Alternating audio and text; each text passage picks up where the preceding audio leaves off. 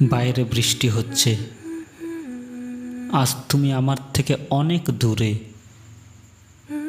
দূরে, বহু দূরে, অন্য কোনো শহরে। হোস্টেলের বারান্দায় বসে আছো তুমি, তোমার হাতে গরম চা, বৃষ্টির প্রতিটি ফোঁটা অনুভব করছো তুমি।